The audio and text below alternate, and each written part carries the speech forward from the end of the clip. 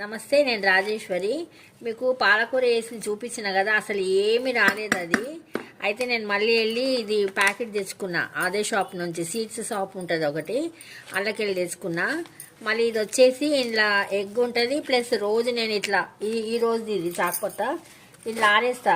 ఆరేసి ఇక్కడ పెట్టి అక్కడ పెట్టేస్తే అదే ఆరిపోతుంది, దానికి ఏం కష్టపడే అవసరం లేదు.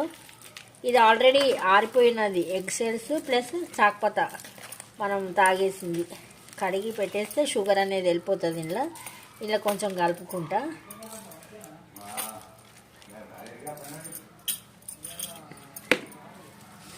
ఇట్లా కలిపేసుకొని నేను వేస్తాను, ఎందుకంటే అవి రాలే. మళ్ళీ ఇత్తనాలు పాతవో మరి ఏవో మరి ఏం రాలే, నాకు వస్తాయి అసలు.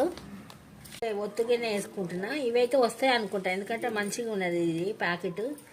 చూద్దాం. ఎప్పుడు నాకు అసలు పాలకూర ఉంటూనే ఉంటుండే, కంటిన్యూగా ఉంటుండే. మీకు వీడియోలు కూడా చూపించిన, ముందు వీడియోలో కూడా నేను అవన్నీ క్లోజ్ చేసేసుకుంటున్నా. కొంచెం లైట్గానే మళ్ళీ మొలవాలి కదా అవి. ఇది కూడా వర్మీ కంపోస్ట్ మట్టియే ఉంది, మంచిదే, చెట్ల కోసమే పెట్టిన. ఇవి మళ్ళీ మొలకెత్తినాక మీకు నేను మళ్ళీ ఒక వీడియో చూపిస్తా.